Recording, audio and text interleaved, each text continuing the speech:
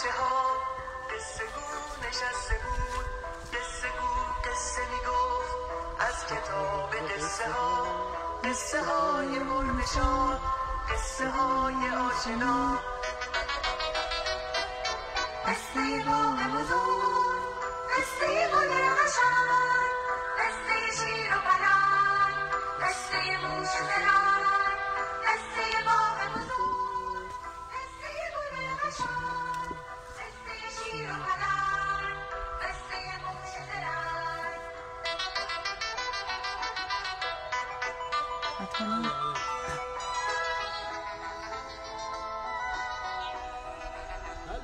آقای حکایتی اسم قصه گویا.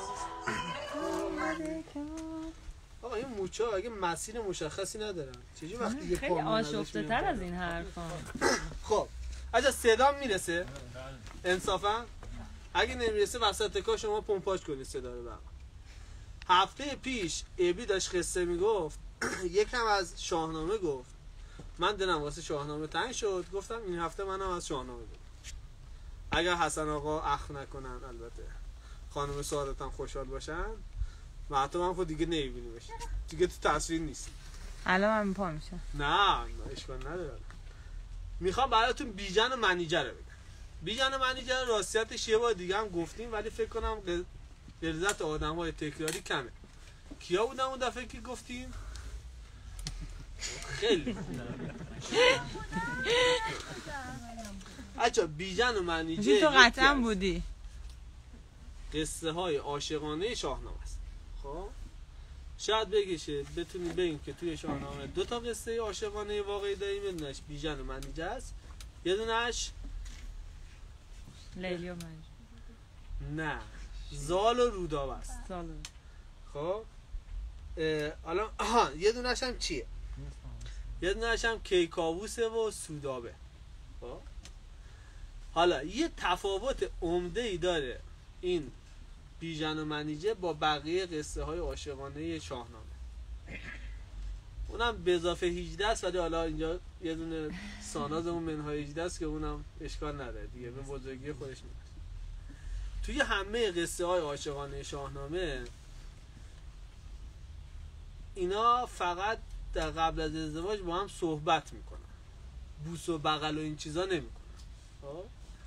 ولی تو بیژن و منیجه این اتفاقا میفته قبل از این که ازدواج کنن و این باعث میشه که سزا ببینن، در واقع یک سزای سنگینی ببینن برای این جرمی که کردن، برای که نقره داغ کنه، بگه که آقا از این کارا نکنید قبل از ازدواجتون. و یه فرق دیگه هم بیژن و منیجه با بقیه قصه های عاشقانه مثل لیلی و مجنون و این قبیل قصه ها دارن که قصه خیلی در مورد عشق اینا نیست، اما داستان هاییه که بعد عشق اینا پیش میاد، مثلا اونو زندونی میکنن، اونو میخوان بکشن، اونو بیرون میکنن. یعنی قصه حول ایناست. قصه حول مثل لیلی و مجنون نیست که حول این که آقا حال لیلی چطوره یا مثلا شوریدگی مجنون چطوره، در مورد اینا خیلی نیست. حالا اصلا قصه چی هست؟ اولا که قصه در زمان پادشاهی کیخسرو انجام میشه و همچنان افراسیاب زنده است.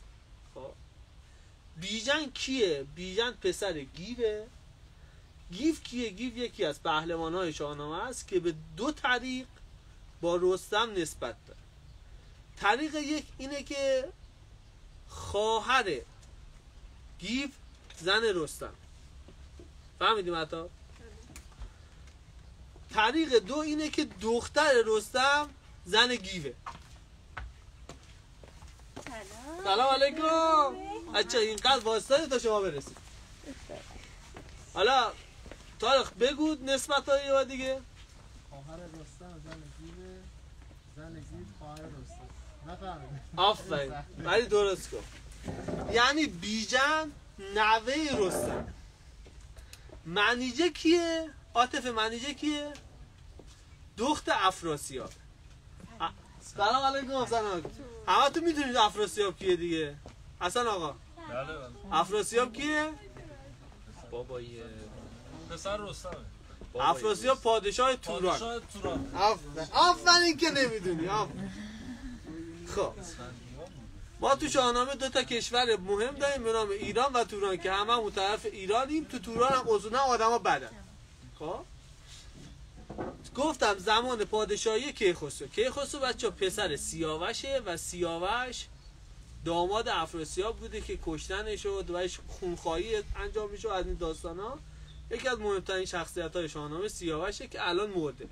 سیاوش بسیار خوشتیپه مثل سامیار و بسیار خوشهیکله مثل عامر. خب حالا بیژن هم همین ویژگی‌ها رو داره، یعنی جورج کلونی زمانش. حالا خیلی هم جوونه، اصلا همسن سال تارا. اینا تو دربار نشسته بودن سام و یک جماعتی از یک مملکتی به نام ارمان میان. این مملکت ارمان احتمالاً ارمنستان، خب یه جایی بین ایران و توران. خب اینا تکلیفشون معلوم نبوده که پادشاهشون کیه، ولی شنیدن که آقا کیخسرو پادشاه خوبیه. اینا پا میشن میان پیش کیخسرو، صدامون تا میرسه ولی صدا شما نمیرسه. عالی. میاد پیش کیخسرو پادشاه شکایت که آقا گراز به ما حمله کرده و ما هیچ پهلوانی نداریم که حریف این همه گراز بشه. شما یکی رو بفرستید بیاد این گرازا رو بکشه. اینا ما رو که میکشن هیچی، زمین کشاورزیمون هم از بین بردن. کیخسرو هم آگهی میزنه توی برد دربار، تو صفحه اینستاگرام هم استوری میزنه که آقا هر کی پا میشه میره اینا رو بکشه ما بهش جایزه میدیم، یه دونه مازراتی و یه دونه گوشی اپل 11. درست گفتم 11؟ از اونایی که 3 تا لنز داره عقبش. آقا بیژن خیلی جوون بوده، خب هم دنبال پول بوده هم دنبال کسب شهرت، ولی بدبختی این بیژن اینه که یه دونه فرزند گیره، یعنی این گیر هیچ فرزنده. حالا همه تو شاهنامه 25 تا پسر دارن 33 تا دختر. خب یعنی ما هر جا می‌بینیم این بچه رستمه، یعنی رستم چند تا بچه داره، ولی گی فقط یه دونه بچه داره، اونم بیژن. بیژن میگه آقا من میرم، جایزش هم مال من. گیو عصبانی میشه میگه آقا تو خودتو میکشی ما هم بی بچه میشیم، تو نرو، زورت نمیرسه. گراز داده، گراز به عمرت دیدی؟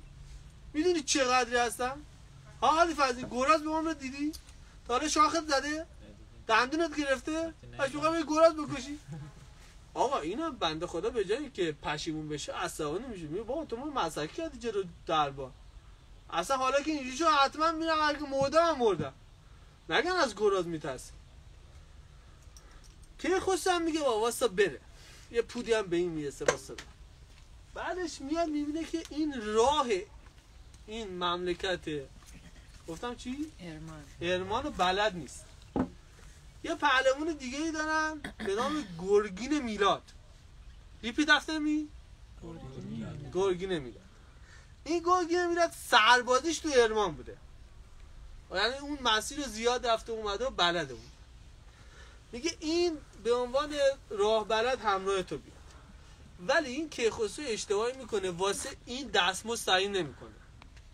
نمیگه مثلا حالا تو هم داری اینقدر زحمت میکشین مثلا 40 کباب بره تو. خب به این هیچ چی تعلق نمیگیره، باید وظیفه‌شه که هم بره. اینا حسودیش میشه. منم بودم حسودیم میشه. من تو رو خوب نمیشناسم، ولی انصافا منم بودم حسودیم. اون مازراتی بگیره من هیچ چی نگیرم، نمیشه دیگه. میشه تو که حقوق داری. نه. آقا اینا راهی میشن و میرن و میرسن به این ارمان، یه چادر میزنن و غذاشون رو میخورن و نوشیدنیشون رو سر میکشن و میخوابن و فردا صبح وقت جنگ با گراز است، یعنی فردا عصر، صبح که نمیان گراز بکشن عصر. آقا این بیژن میگه گرگین تو بیا و کمک کن، مثلا من ترسوندمش این بری فرار کرد، تو اونور بزنش. خب مثلا من زخمش میکنم تو تیر آخر رو بزن. از این حرف این گرگین هم میاد ناز کنه که مثلا بعدش بیژن بگه خیلی خوب تو این کمک رو میکنی، مثلا نصف این ماشین مال تو. خب این هم میاد میگه آقا چیه تو بکشی پولش هم تو بده، یعنی منم کمک تو بکشم بعد همه پولش به تو برسه، میخوام نکنم. این هم بیژن نمیفهمه قضیه چیه. دوزایش نمیفته که آقا این یه پولی میخواد، میگه که اصلا خودم میرم. حالا خودش میره با یه خفت خاری و تیر میزنه و گرز میزنه و کمند میندازه، اونم با هر چیزی بالاخره این در 20 دونه گراز رو میکشه. میگه اینقدر سنگین بوده که اسبش نمیتونسته این کله ها رو بکشه. خب باش دندون اینا هم دونه دونه میکشه، از هر گرازی یه دونه اون دندون گندهشو میکشه که آقا بگه من اینا رو کشتم، یه نشونه تبدیل. این گرگین هم به خیالش که این میمیره دیگه یا اصلا زخمی میشه بهش اصلا به مخیلش نمیاد که این بتونه همه اینا رو بکشه. بالاخره آقا یه کباب گرازی میزنن. آقای حسن خان کباب گراز رو با چی میزنن؟ مشابه. دمت خلاصه با یه می خوب اینا رو میزنن و شب میخوامن و این گرگی خوابش نمیبره از این استرس، این که اگه برسیم پیش کیخسرو بیژن به این نامرد، من این گرگی چه نامردی کرده، خوابش نمیبره. شروع میکنه نقشه کشیدن که یه بلایی سر این بیژن بیاره که این بیژن یا مثلا مجروح برسه، یه خلاصه اتفاقی، ولی نمیخواد اینو بکشه. یعنی قصدش این نیست که بیژن بمیره، قصدش اینه که یه اتفاقی بیفته که مثلا از این ستون به اون ستون فرجه دیگه، مثلا یه جوری بشه که وقتی میرسن این آبروش نره. صبح که پا میشه نقشه رو کشیده، نقشه خوبی هم کشیده. از این نقشه چون سربازش اونجا بوده اون ورا رو خوب بلده. اولای پاییز بوده، نزدیک ملک افراسیاب. افراسیاب یه بچه‌ای داشته به نام منیجه، به قول امروزی ها داف اسمی. این خانم منیجه هر سال اون موقع با ندیمگانش که اونا هم دافای خوبی بودن میرفتن یه 3-4-5 روزی کمپ میکردن و از طبیعت لذت میبردن، والیبال بازی میکردن، بدمینتون بازی میکردن. بعدش اینم میگه این بیژن که جوونه، زن و بچه هم که نداره، پس حتما خوشش میاد، که در واقع که اگه خود کیکاووس هم بود خوشش میومد. این که بیژن میگه آقا بیا بریم و اونجاها نزدیک اونجا قایم شیم و دید بزنیم، کیف میکنیم دیگه، دختر خوشگل میبینیم کیف. آقا این بیژن هم میگه به به، بعد گراز کشتن و قبل سوا شدن مازراتی چی بهتر از این، میریم اونجا هم یه کیفی میکنیم. آقا اینا میرسن اونجا اون دختران و ندیمگان و منیجه و اینا میان و بیژن میره بهترین لباسشو میپوشه، یه عطر خوبی هم به خودش میزنه و انگار مثلا رفته کجا، وقتی میرن خیلی خوشتیپ میشن، مثلا رفته نه یکم بهتر، مثلا رفته کنسرت ابی. خب اینقدر چیک و پیک و قشنگ میره یه جا وای میسته که قشنگ منیجه ببینتش. خب اش منیجه اینو میبینه، به دعاش میگه که مگه سیاوش نمرد؟ میگن چه؟ پس این چه شبیه سیاوشه، همونقدر خوشتیپ و همونقدر قد بلند و همونقدر خفن و این، برو ببین این کیه. حالا این چه اتفاق میفته؟ شنیدین میگن به عشق در یک نگاه اعتقاد داری یا دوباره از جلو رد شم؟ این عشق در نگاه اول در منیجه شکل میگیره. بیژن هم خب 50% همیشه اوکی بوده، یعنی از اول اوکی بوده، یعنی ندیده عاشقش شده بود. خانم منیجه آقای سلام علیکم جسارت کردیم ما از اول سلام اولاشیم واقعا. خب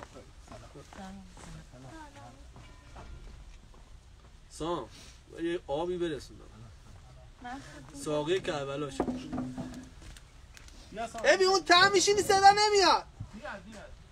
والله نفرمایید. آقا منیجه دعاشو میفرسته به پیغام برسونه به بیژن که آقا بیا ما ببینیم. حالا بیژن هم از خدا خواسته، ولی این دعای شیطونی میکنه. میاد میگه تو کی هستی و اینجا چی میخوای و اینا، و من میخوام با منیجه خانم هم صحبت شم. اینم میگه سخته، من میتونم ولی سخته.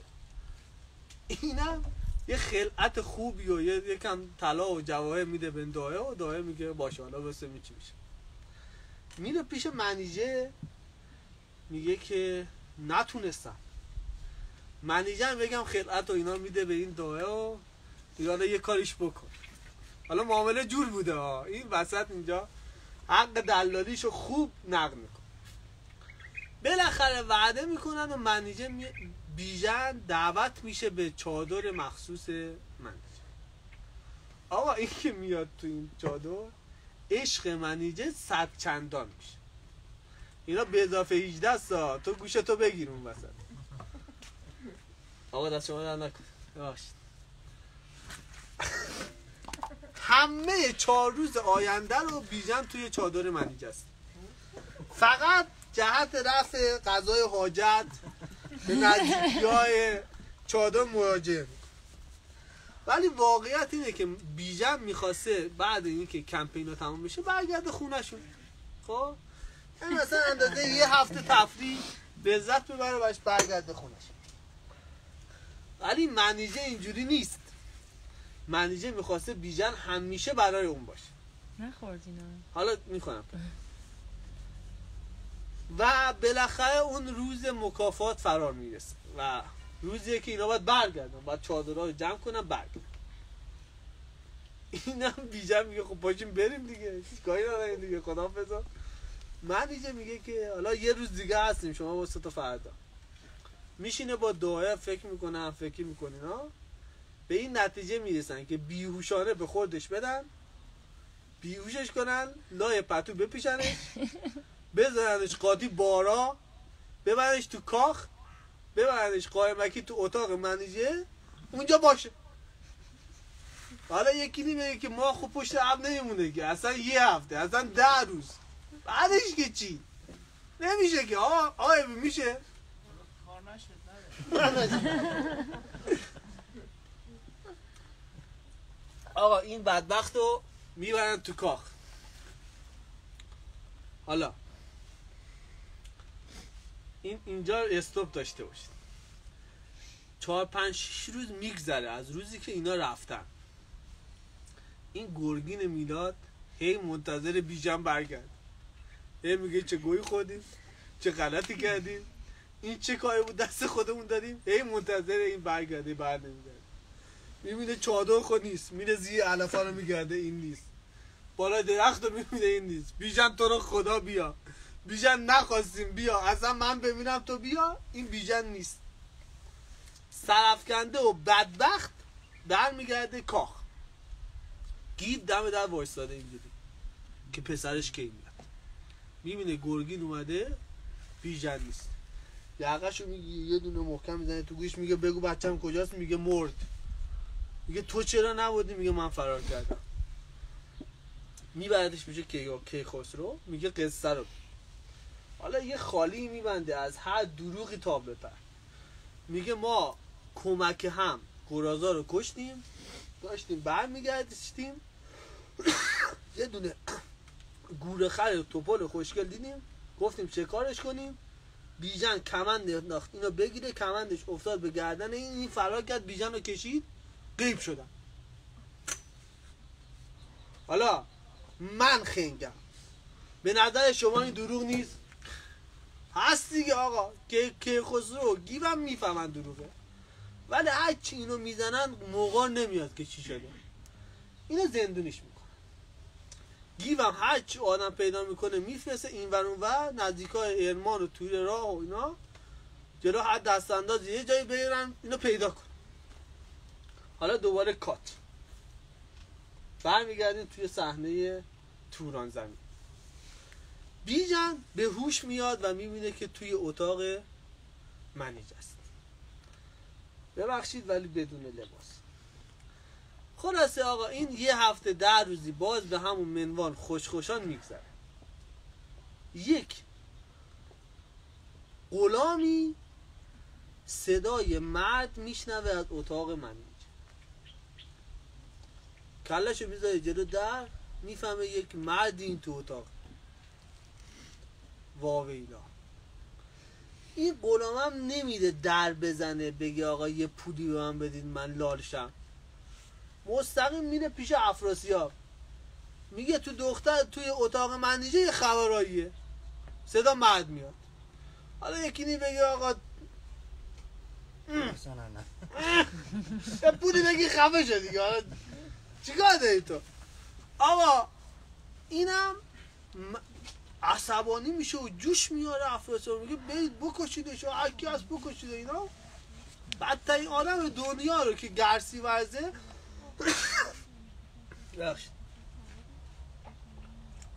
حسن آقا کل شاهنامه رو بگردی پستر از گرسیوز پیدا نمی‌کنی.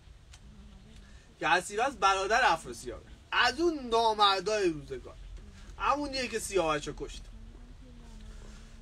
گرسیوز رو میفرسته که اون پسری که اون تو خراب شده است و کتپسته بیاره تا حالا بعدش به حساب منیجم برسه. معنی نداره. معنی داره؟ آقای طارق معنی داره؟ همین که گفتی نه میخواستی بگی داره رود نشد. آقا گرسیوز میره و یالا نگفته در رو باز میکنه با سربازا. حالا اینا ببخشید لباس تنشون نبود، بیجم هول میشه، ولی اینقدر دیگه بیخیال نبوده. یه دونه خنجر توی چکمش داشته. حالا من نمیدونم که تو که لباسو تو در نمیایی چکمه تو چرا در نمیایی؟ همین لباسو تو در نمیایی چکمه تو چرا در نمیایی واقعا؟ من هم نمیدونم خلاص. آقا این خنجره رو از تو چکمش در میاره و شروع میکنه رت پاکنی، خط انداختن رو آدم ها. این گرسیوز میترسه، میگه اصلا تو کی هستی؟ میگه من نوه رستمم و پسر کیم و پسر کیم و چه. میگه خب اینجا چه غلطی میکنی؟ بنده خدا نمیده. حالا چی بگه واقعا اینجا چه غلطی میکنه رو میگه که اگه بخوای منو بکشی منم میکشمت. گرسیوز هم نامردی میکنه، میگه که بیا بریم پیش افراسیاب، الان نکش، الان خنجرتو بذار تو چکمت و لباستو بپوش بریم اونجا. اگه اف خودی دیگه، اگه اون بخشیدت ما میبخشیم دیگه، ما رو سنن دختر اونه. اینا میگه قول میگه. آقا اینو میگم پیش افراسیاب، میگه تو کی؟ میگه من بیژنم. میگه اینجا چه غلطی میکنی؟ به خدا منو لای پتو پیچیدن آوردم. میگه کی؟ میگه منیجه. میگه غلط کرد. میگه خب حالا چیکارت کنیم؟ میگه که ببین این خود نمیشه که من دستم بسته شما دستتون باز. اگه راست میگی دست منو باز کنیم ببینم کی حریف کیه. اینا من نمیدونم که آقا تو وقتی که آیبی دستتو بستن جلو قاضی، تو که وکیلی دستتو بستن جلو قاضی، میگه دستم باز کنم چیکار میکنم؟ میگه غلط کردم گو خودم دیگه نمیکنم دیگه، دستت بسته است دیگه. قاضی خیلی میگه حالا که اینجوری شد برید بکشیدش، اصلا نمیخوام از خودش دفاع کنه، حق انتخاب وکیلم نداره. آقا اینم میگه چی نمیتونه میگه، خفتشو میگیرن اینجوری دارن میبرنش دارش بزن. خدا به دادش میرسه. والله این فقط کار خداست، کار هیچکی دیگه نیست. پیران اونجا داره رد میشه. پیران کیه؟ پیران جمع پیره. شوخی کرد، شوخی بیمزه‌ای هم کردم. پیران وزیر خردمند افراسیابه. یه دونه آدم درست پیدا شه تو کل اون توران زمین خراب شده، اون پیران. میتونم بگم که مثلا جو بایدنشونه.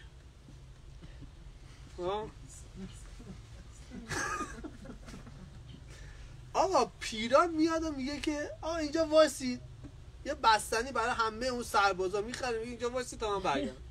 شما بستنیتون رو بخرید بخورید من برگردم. میره پیش افراسیاب میگه قضیه چیه؟ میگه آقا این نوه رستم اومده 3 نقطه با دختر ما گفتیم بکشنش، حالا بعدش ببینیم دخترمون چه غلطی بکنه. میگه اینو نکش، من بهت گفتم سیاوشو نکش، کشتی بدبخت شد. اینو نکش. میگه دخترم چی کجا؟ میگه زندونیش کن، ولی نکشش، بکشیش میام به خونخواهیش. اینم واقعیت اینه که میدونه که سر سیاهش اشتباه کرده، کلا سرش رفته. میگه باش زندونیش میکنن. آقا یه جوری زندونیش میکنن از حبس ابد بدتر، از انفرادی بدتر، از گواتمالا چی بود اسمش؟ گوانتانامو بدتر. یه چاه دارن 27 متر عمقش، چراغ هم نداره، موبایل هم آنتن نمیده، موبایل میدادنش اون تو. یه سنگی هم از اکوان دیو پرت کرده بوده تو این کاخ. بهتون بگم که اندازه کل این باغ، ولی یه دونه سوراخی توشه، مثلا یکم نور میره پایین. این بیژن رو میدادن تای اون چاه، این سنگ و جره صغیر رو میدن روی این چاه، فقط تنظیم میکنن اون سوراخه که اینقدر بیشتر نیست بالا سر اون سوراخ چاه باشه که این از خفه نشه بود. منیجم همه چیشو میگیرن جز یه دست لباس، از کاخ بعدش میکنن بیرون، میگن برو هر گوی بخواه. ببخشید اینجوری میگم از شأنش من چه که شأنش چیه. خلاصه آقا این منیجه بدبخت هر رو میره گدایی میکنه، چه میدونم دست فروشی میکنه، فال میبینه واسه مردم، اسنف وای میسته کار میکنه، یه جوری پول در میاره، غذا میخره، هم خودش میخوره هم پرت میکنه تو چاه، اون بیژن بخوره از گشتگی نه. به همین منوال 4-5 ماه میگذره. حالا دوباره کات برمیگردیم تو کجا؟ کاخ کیخسرو. این گیف همه جای ارمان و چه میدونم هر توی مسیر زنجان و اردبیل و همه رو گشته، خبری نیست که نیست. دست به دامن کیخسرو میشه. کیخسرو یه چیزی داره خانم سادات، کلت توی موبایل نباش سر کلاس ازت امتحان میگیره. یه چیزی داره به نام جام جهان نما که جمشید هم داشته. تو این جامعه میتونه هر چیو که بخواد ببینه، نه اینکه هر چیو دوست داشته باشه ببینه. هر اتفاقی که بخواد بدونه مثلا جوابش چیه تو این جامعه ببینه. ولی این جامعه فقط نوروز به نوروز کار میکنه. یعنی شما 10 فروردین یه اتفاق بعد بیفته بعد وایسی 355 روز وایسی نوروز بشه ببینین تو چه خبر. گیو میگه که آقا یه کاریش بکن، میگه باشه نوروز شد این تو جام میبینه. آقا نوروز میشه این میره تو حالت خلسه و چه میدونم با خودش مدیتیشن میکنه و از این کارها و بالاخره میتونه تو این جام ببینه. میگه آقا توی مملکت توران توی ته یه چای این بنده خدا زندونیه و زنده است. 3 سوت میفرستن دنبال کی؟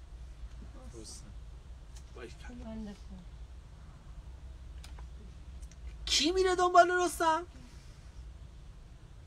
باریکن. چرا گیو میره؟ نه چون رستم عادت داره دیر بیاد. رستم وقتی میفرستن دنبالش دیر بیاد. سر جنگ رستم و سهراب پیک میفرستن دنبال رستم که آب دستت بذار بیا. رستم آب دستش بوده نمیذاره، آبشو میخوره، 2-3 روز دیگه هم صبر میکنه، خوش میاد. وقتی میرسه کیکاووس میگه چرا دیر اومدی؟ میگه میخواستم دیر بیام. و کیکاووس یه چیزی میگه، یه دیچایی بارش میکنه و بعدش مثل سگ پشیمون میشه، چون میدونه که اگه این بره هیچکی دیگه حریف تورانیا نیست. این قهر میکنه، منتشو میکشن برمیگرد. عادتش بوده دیر بیاد. آقا زورش میرسیده دیر، مثل ابی که دیر میاد هم زورش میرسه دیر. گیو میره که آقا این زود بیاد، ولی باز هم 4 روز اونجا میمونن برمیگردن. یعنی گیو هم که میره 4 روز گیو توی خونه رستم مهمونه، ایشونوش که تموم شد بعدش با هم برمیگردن. میاد قصه رو میگن و میگن خب چند نفر لشکر؟ میگه که واسه لشکر نمیخوان، بخونم آدم بکشم، آدم نجات بده. دیگه پس چیکار کنیم؟ چه فکری داریم؟ میگه که آقا ما در لباس بازرگان میگیم. یه یه مشت گوهر و چنم جواهر خاص و اینا همراه میکنن و 100 نفر 200 نفر هم سرباز در لباس بازرگان و پا میشن میرن یک شهری چسبیده به این شهری که بیژن توشه اتراق میکنه. این شهر برای پیران، یادتونه پیران کی بود دیگه؟ دارم یادته؟ پیران بهش خبر میرسه که جمعیتی اومدن، میگه آقا شما کی؟ میگه آقا ما بازرگانیم از ایران اومدیم. میگه خیلی خوب، چه این چه پایتخت میتونید ترداد کنید. اوکی، حالا توجه داشته باشید چون اون زمان اینستاگرام نبوده اینا نمیدونستن رستم چه شکلیه. نگید چرا رستم رو نشناختن. آقا من همه شبیه هم بودم اون وقت. همه مثلا ابی میتونست رستم باشه، میتونست سهراب باشه، میتونست پیران باشه. تو از قیافه و هیکل اینا نمیفهمیدی که چون ندیده بودی هیچ وقت هیچ کیو. حتما بزنم به تخته. حتی تختم کمه ولی باز تا تخته داره. فقط یه چیزی آقا رامتین، شما گفته همون اول نمیدونم کی بوده گفته تو اینستاگرام مازراتی گفته یعنی تو اینستاگرام مازراتی گذاشته. آقا اینستاگراماشون مثل توییتر بوده، عکس نمیگرفته، فقط پیغام متنی میفرستاره واسه. فیلتر بوده. لعنت به فیلتر. پیران قصد کرده بود. آفرین، پیران اینستاگرام نداشته. جواب درست داده. آقا خلاصه این میره و توی شهر یه جایی دکون میزنه، کم کم اینا رو بفروشه. خب خوبم میفروختن، اتفاقا تورانیا دوست داشتن و اینقدر خوب میفروختن که اصلا یاد بیژن میره، فقط داشتن میفروختن. دوستان میگه آقا بیاد گوشی بعدی رو بیاد بفروش. خبر این که یه سری بازرگان ایرانی اومدن میرسه به منیجر. اگه اسنپ کار میکرده خبرها زود بشه. آقا اینم میره و میگه که آقا تو رو خدا اگر ایرانیید وقتی برمیگردید برید پیش کیخسرو، برید تو دربار، نه پادشاهتون کیه، بگید بیژن اینجاست. اینم رستم میگه از کجا معلوم این جاسوس نباشه؟ از کجا معلوم پیران اینو نفرستاده ببینه من رستمم یا نه؟ یکی آقا اصلا ما کاری به دربار نداریم، ما بازرگانیم، مالیاتمون هم نمیدیم تازه. همینه که از برو. اینم داره میگه نه حالا برگرد. میگفتی این بچه‌ای که توی چاه گوش نشه. آره دیگه گوش نشه دیگه، تو چاه گوشتن نمیشه. یه خیلی خوب این مرغ بریون رو بردار برو. این مرغ بریون رو لا یه دونه نون لواش میپیچه، انگشترش هم پشت و پسرا میکنه توی این مرغ بریون. انگشترشون مثل انگشتر من نبوده، مثل انگشتر ناصرالدین شاه بوده که مهره شده. روش نوشته رستم پهلوان، شماره 0912 آقا اینو میکنه لا اینو بده بخوره. اینا این منیجه خود ندیده این تو چه خبره. خود میره یه درونه اینو میکنه میخوره، بقیه‌اش میندازه توی جا بیژن بخوره. بیژن هم داره میخوره، این دندونش میشکنه. کدوم دندونش؟ این دندونش. این دندونش که در میفته یه انگشتر هم باش میفته. میگه که دست میکشه، میگه خودشه رستم پهلوان 0912 چیزی میگه توشه هم آنتن نبوده که. بابا آنتن نمیخواد، تازه با نورم نمیدیده، داره دست میکشه. قسم باگ نداره، تو باگ داری. آقا میگه منیجه میگه بله. میگه منیجه این مرغ کی بداره؟ میگه یه بازرگان. میگه این رستمه اومده منو نجات بده. برو بهش بگو تو صاحب رخشی یا نه. اگه گفت صاحب رخشه هرچی میگه تو بگو باشه. آیا فردا میره و تقابل میکنه میگه تو صاحب رخشی، میگه چه دیروز نگفتی ماتی که میگه خب تحصیلم تو جاسوس بشه. قصه رو میگن و خلاصه گریهش میگه. حالا یه بستنی بهش میدن بخوره، یه نوشابه حالش که جا میاد. میگه خیلی خوب شما برو یکم هیزم آماده کن، ساعت 10 و 12 دقیقه شب هیزم رو بالا سای اون چای آتیش بدن، ما میایم. آقا 10 تا از پهلوانا همراه رستم که یکی از این پهلوانا کیه؟ گرگین میلاد. آفرین، یه دست بزنید براش. گرگین میلاد. حالا گرگین میلاد اونجا چیکار میکنه؟ بگه تو زندون نبود؟ تو زندون بود دیگه. وقتی که رستم میخواد حرکت کنه، گرگین میلاد میگه تو رو خدا منو نکش. رستم میگه که پشیمونی؟ میگه آره. میگه پیش کیخسرو میگه که کیخسرو اینو نکش. میگه این اشتباه بزرگی کرده. میگه نکشش، پای حساب من. خلاصه اینو نمیکشن و بهش میگه که خیلی خوب تو بیا ما بریم که تا بیژن رو دیدیم ازش عذرخواهی کنیم. آقا اینا میرن و این 10 تا به جز رستم قراره که این سنگ رو هل بدن. هر چی زور بزنن نمیره. نمیره. آقا هر کاری میکنن این سنگ جابجا نمیشه. قصه سنگ و بهمن و اینا رو دارید ببین. توی پرانتز میگم که بدونید که رستم چقدر زورش زیاده. وقتی که رستم اسفندیار میره به جنگ رستم، بهمن که پسرشو میفرسته که رستم رو خبر کنه که پاشه بیاد. بهمن هم میره میگرده تو شهر و اینا، میگن که آقا رفته شکار. میگه خب من میرم تو شیکاگو دنبالش.